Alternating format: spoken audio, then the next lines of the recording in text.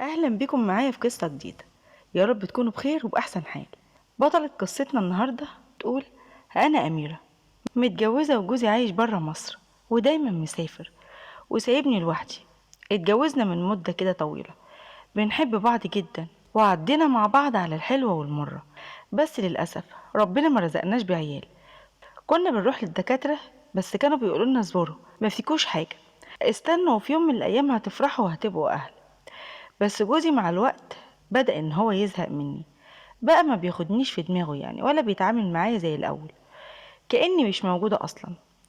ساعة يتصل بيا وساعة ما يتصلش بيا، كان بيبعت لي فلوس كان بيبعتها لي بس كأنه يعني بيأدي واجب وخلاص على كده. عيلته هو كمان كانوا عايشين معاه في اوروبا، اما ابويا وامي الله يرحمهم ماتوا. عندي اخواتي بس اخويا الوحيد هو اللي قريب مني شويتين، يعني بنشوف بعض كده كل فترة.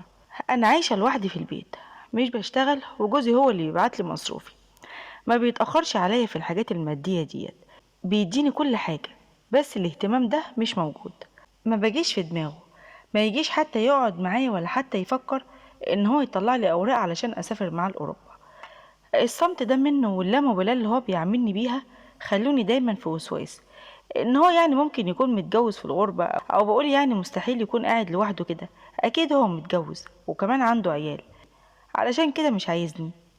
احيانا بيخطر في بالي ان هو عنده واحدة تانية يعني متأثر بيها، وواحدة مكاني. تعبت معاه، طلبت منه كتير ان هو ياخدني معاه لأوروبا، بس هو كان بيقول لي اخدك فين. طلبت منه نروح للدكتور سوا نشوف يعني المشكلة عندي ولا عنده، بس هو رفض وقال لي ان انا عارف نفسي ما فيهاش اي حاجة، وده خلاني اشك اكتر، اقول يمكن يعني متأكد كده علشان عنده عيال.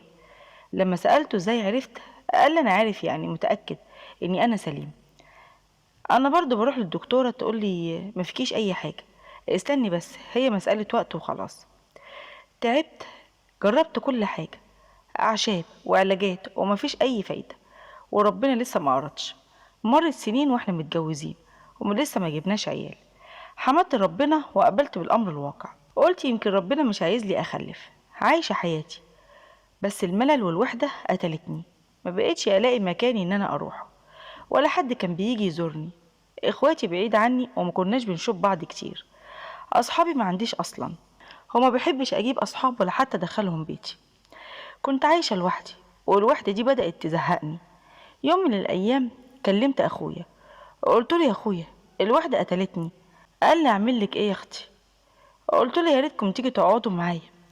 أخويا شغله مش مظبوط، وكنت أحيانا أبعت له من الفلوس اللي جوزي كان بيبعتها لي. زي ما قلت لكم كده جوزي كان بيبعت لي مصروف وزيادة كمان. والبيت اللي أنا كنت ساكنة فيه الدور الأرضي كله ليا، بابه لوحده، وكنا بنستأجر الجزء ده، بس الاهتمام من جوزي ده اللي كان ناقصني. كنت بدل اخويا واساعده. قال لي يا اختي انا ما ينفعش اسيب مكاني واجي علشان اقعد عندك، انا عارف ناس هنا وبلاقي شغل ساعات يعني، فمش هينفع اسيب المدينة هنا واروح مدينة تانية معرفش فيها حد. قلت له يا اخويا انا تعبت من الصبر والوحدة. قال لي انا عندي ولد زايد عن اللزوم قاعد يوجع لنا في دماغنا، تفتكري ابعتهولك يونسك؟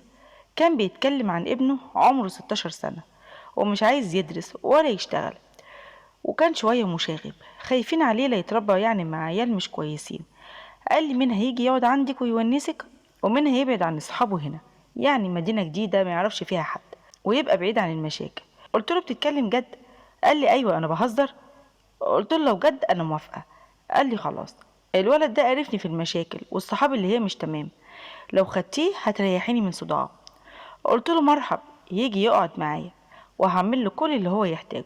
قلت له انا هجيب له تليفون. فعلا كلمت الولد قلت له ايه رايك تيجي تقعد معايا، انا لوحدي ومليت. قال لي يا خالته هزهق هناك، ما عنديش تليفون ولا عندي اصحاب. قلت له تعالى بس وانا هجيب لك تليفون احسن من اللي انت بتحلم بيه كمان، والصحاب هتعملهم مع الوقت. قال لي لو هتجيبي لي تليفون اجي. وفعلا تاني يوم جهز هدومه واخويا جابه، وصل ورحبت بيه ووديته واشتريت له تليفون زي ما كان بيحلم بيه، وجبت له هدوم. كان فرحان قوي. اول ما دخلنا اديته الواي فاي وركبت له الكود في التليفون، وبدأ ينشط الولد كده، اتغير قدام عيني والبيت بقى فيه حياة، ضحك وكلام. كان دمه خفيف، بيهزر معايا وكان بيتصل بأصحابه يقول لهم أنا عند خالته. وهنا الحمد لله البيت بقى فيه روح، مش زي الأول. كنت قاعدة لوحدي في ملل. الولد ابن أخويا كان قاعد معايا في البيت، وفي الأول كل حاجة كانت كويسة. كان بيخرج شوية، هو أقول له شوف بس ما تبعدش كتير، وأعرف أنت بتروح مع مين وإزاي ترجع البيت. كان بيسمع الكلام في الأول، بس بعد شهر كده تقريبا بدأت أحس إن الولد بيتغير. جوزي كان عارف إن ابن أخويا عايش معايا في البيت، وأخويا نفسه كان بيقولي كويس الولد بقى أحسن، شكله اتغير كتير. بس أنا بدأت ألاحظ حاجات تانية. الولد بدأ يتأخر برا البيت، ويجيب أصحابه البيت كمان. لما كنت بسأله مين دول كان يقولي دول أصحابي. أقول له زي عملت أصحاب كده بسرعة؟ قال لي لأ، ده دول أصحابي من المدينة اللي أنا كنت ساكن فيها، وبيجوا بيزوروني. أنا استغربت، قلت له مستحيل يجوا يمشوا ساعتين تلاتة علشان يشوفوك. قال لي قال لي عندهم موتوسيكل بيجوا بيه. الاصحاب دول ما عجبونيش شكلهم خالص، يعني شكلهم كده ما كانش مريح. وكمان ابن اخويا نفسه بدأ ان هو مش زي الاول. عينيه كانت دايما حمرا، وما بقاش بيسمع كلامي، وبقى بيتأخر بره البيت، وما بقاش عايز ان هو يدخل البيت بدري. بدأت ان انا اخاف منه. لما اكلمه يرد عليا بطريقة قاسية، ويقولي لو انت عايزاني اقعد معاكي هنا لازم تقبلي اصحابي ان هما يعني يجوا هنا البيت. انت مالك يا خالته، انت قديمه قوي كده ليه؟ اقول له مش كده، بس اللي انت بتعمله ده مش عاجبني. يقول لي مالك يا خالته، الحياه كده دلوقتي، احنا شباب بنعمل كده. انا صبرت عليه، بس بعد شهرين كده حسيت ان الولد ده لو فضل معايا هيعمل لي مشاكل كتير. خفت لو حصل اي حاجه، انا طبعا اللي هكون مسؤوله قدام ابوه وامه. اتصلت على اخويا وقلت له يا اخويا علشان خاطري تعالى خد ابنك.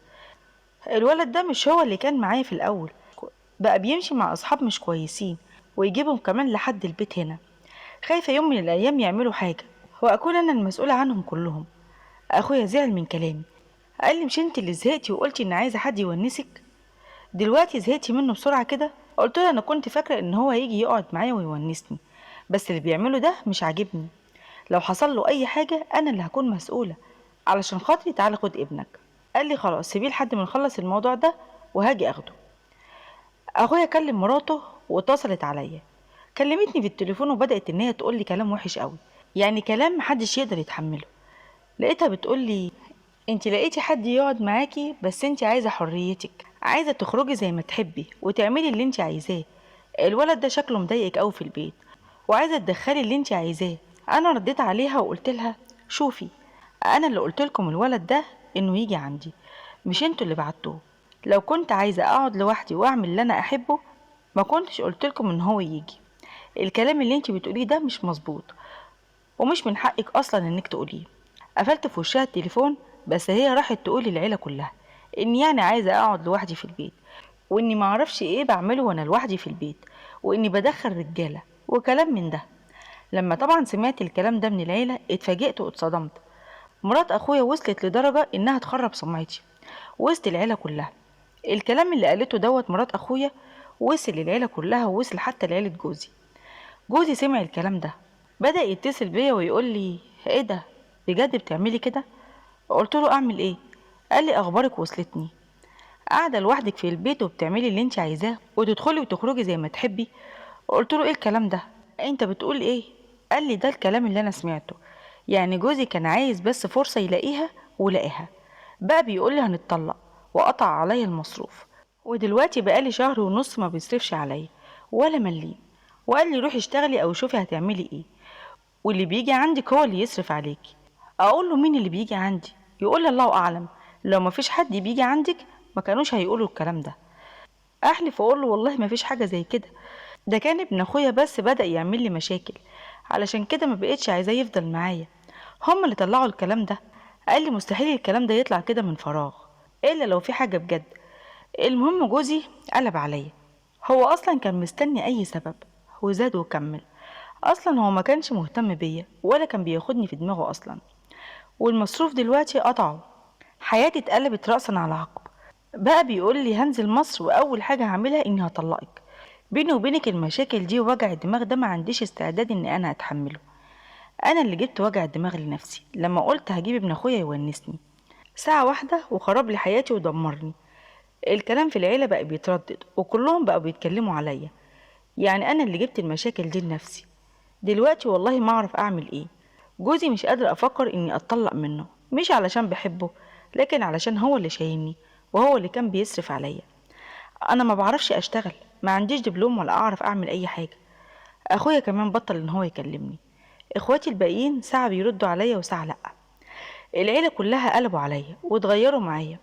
المهم، ايه اللي هقول لكم عليه، اخويا ومراته وابنهم الله ياخد حقي منهم. جيت احكي لكم قصتي علشان تساعدوني، ويا ريت تقولوا لي اعمل ايه وازاي ممكن ان انا اتصرف. دي كانت قصتنا النهارده. ما تنسوش صاحبة القصة من ارائكم، وما تنسوش كمان اللايك على القصة والاشتراك في القناة. وشكرا بجد من قلبي على حبكم وتشجيعكم ليا. اترككم في رعاية الله.